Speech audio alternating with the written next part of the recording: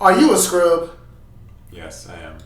Would you like to change that mentality? No, I don't. Actually, I'm just kidding. I do. What do I need to do? Well, regardless of the fact, today we are coming at you guys with 6 steps on trying to get out of that scrub mentality that a lot of people are in.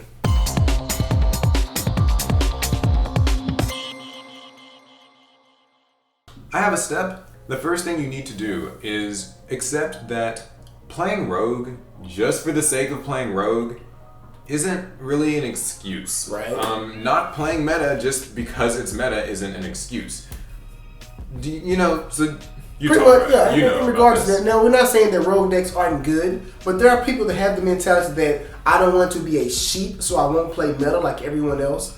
So they play rogue and then they lose a lot and they wonder why. So Sometimes it's like fighting with limiters. You know what I Yeah. mean? Like, but for no good reason. like he has a gun, you know what I mean, and I have a wet towel, and I feel like with this wet towel I should be able to take him out, but I don't. Like- I just don't want to use the gun because I'm too big of a man for that. And what usually ends up happening is like, you're bringing a knife to a gunfight by like going to some regional or some YCS playing, Watts. Watts, right? And then you're like angry when you lose. Like, oh well, I shouldn't have lost because this game is unfair and it's dumb, and like I was being original. Why does the person who's original have to lose? But the truth is, I mean, that's just kind of how it goes. There are decks that are better than other decks, and if you want to get out of kind of that scrubby, ultra casual mentality, you have to accept that just because you're playing a rogue deck or a low tier deck doesn't mean you're any more like entitled to a win. Right, and then your next opponent, your opponent, excuse me. And it also brings us to our next tip when he said with originality. You also have to accept the fact that originality in Yu-Gi-Oh! Isn't real. Now, a lot of times people they leave comments on their videos and they're like, well, I played this such and such deck with this type of combo and blah, blah, blah. And we're not saying that maybe you didn't come up with something really cool and cheeky, but overall, when it comes to winning decks and good engines and things like that, there's no originality. There was not one original person to come up with something new that no one has not already seen before somewhere.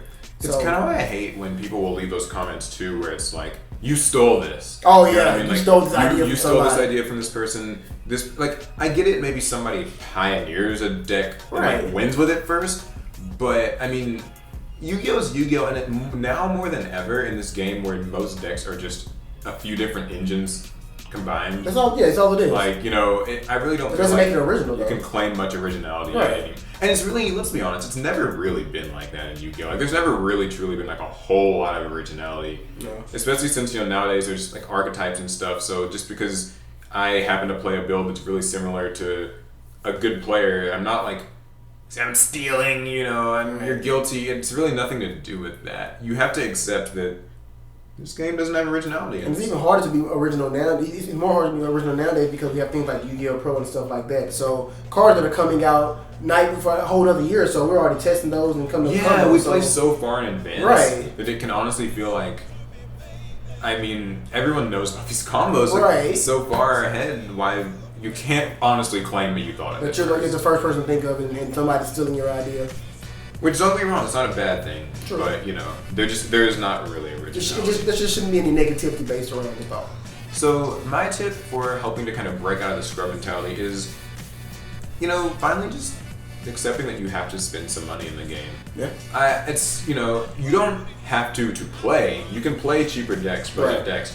But if you're trying to break out of your sort of hyper casual mold and you want to get better, then there comes a time when you realize you can't substitute Solemn Strike with, X trap card forever. Right. You know what I mean? And I do want to reiterate, I'm not saying that you have to spend a load of money to enjoy Yu-Gi-Oh! Right, definitely not. But no. if you want to break into that competitive scene, Yes. and really kind of take the next step, you're gonna have to. Yeah, sometimes it requires money. Now we have seen in the history of Yu-Gi-Oh! That there have been a few occasions where a rogue deck with very cheap cards has done well, but we also know that those decks never last long. First things Yeah, first. they tend not to. And even then, and sometimes we get a really rogue deck that has that one card that's expensive as shit though. So there's always a chance where you might have to buy at least one really good card for the deck, and it's gonna be kind of pricey. Yeah, so. it tends to be the extra deck is more often than not. And then you kind of have these people who are like, what's a replacement to Cypher Omega? And it's just like, well, nothing. Right, like recently I saw a deck profile from a regionals where Cardian's top. And we all know Cardians are typically cheap as shit, right? Yeah. But he main decked 2 dimensional barriers. And we know that's an expensive card. Yeah. So he knew that he wanted to play this deck competitively, but he needed a competitive edge as well, so he got 2 dimensional barriers for that. So. And that's kind of how it is. It's like, sometimes even if you're playing maybe an original-ish, rogue-ish deck, you'll still probably need to have maybe Dimensional Barrier, maybe Strikes, maybe Desires. You might still need to have an Omega in your extra deck to make your otherwise budget Shiranui deck into something viable. We like Omega a lot. Sucks, but that's what we're here for. Alright, our next tip. This is one that I try to beat to the head of a lot of people that I know personally just because that's how I feel.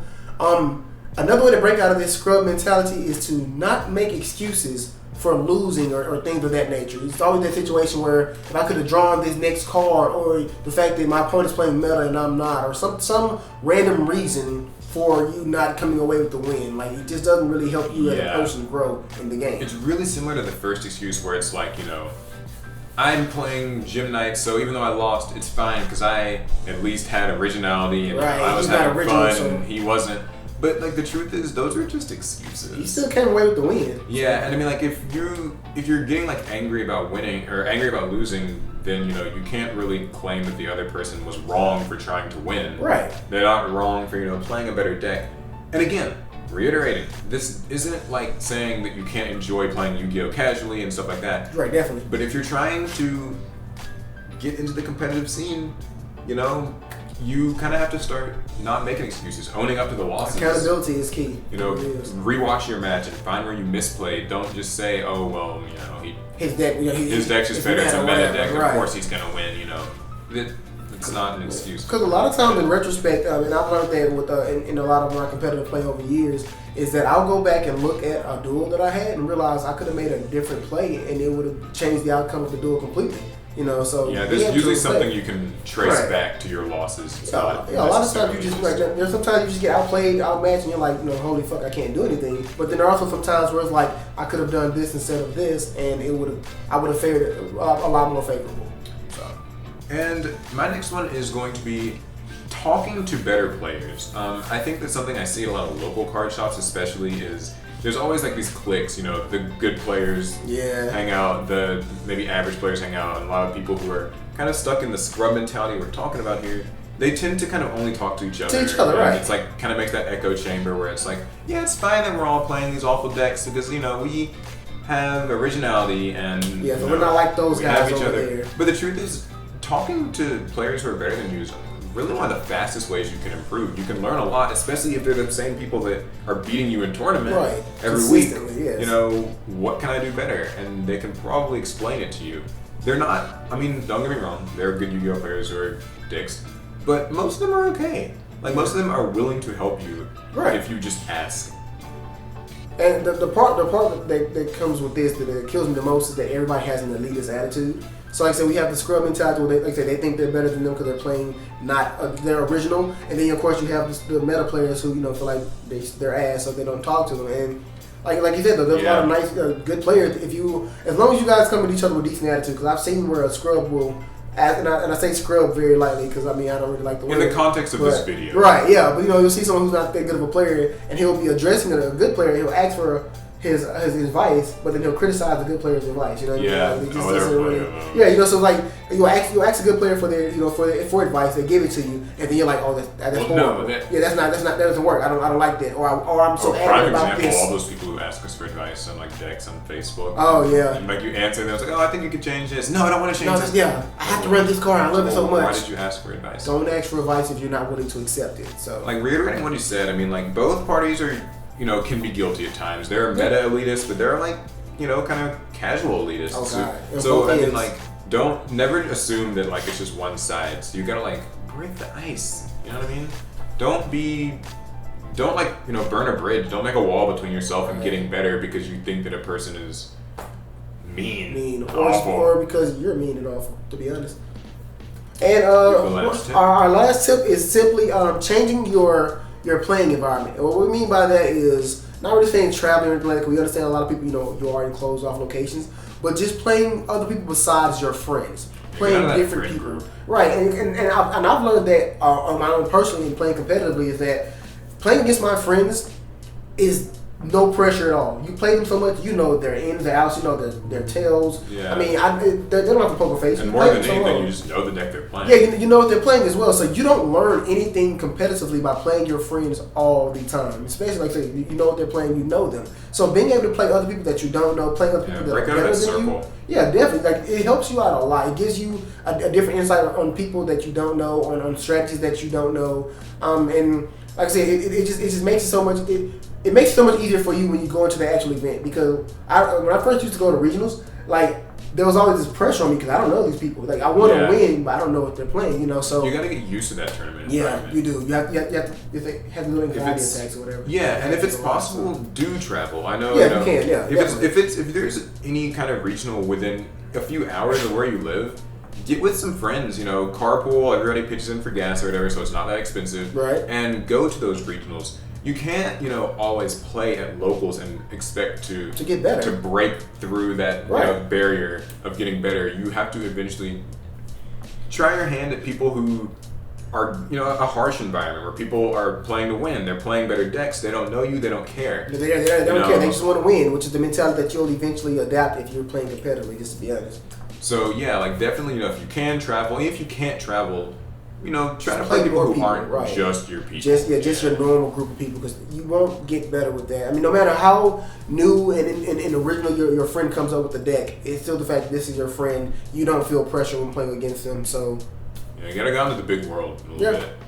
Step out, be a man or a woman. Those are 6 tips that should help you break out of that kind of ultra casual mentality. Right. Reiterating, this is for the people who want to. This is for the person who, they've been playing Yu-Gi-Oh! They're kind of tired of where they are, and they're trying to get better, and they don't necessarily know kind of what habits they need to be breaking. These are the places you should start. Exactly. So, I think that's all we have to say for the video. Hope you guys liked it. In the comments, let us know, what advice would you offer to somebody who's trying to, take that next step, get better at Yu-Gi-Oh! What worked for you if you've been there before. Right. Anyway, you can follow us on Facebook, Twitter, we've got a Discord server, and you can check out TCG Player, the sponsor. All that stuff's down in the description. Without further ado, Scrubs out. I was going to say I had my turn. That's fine too.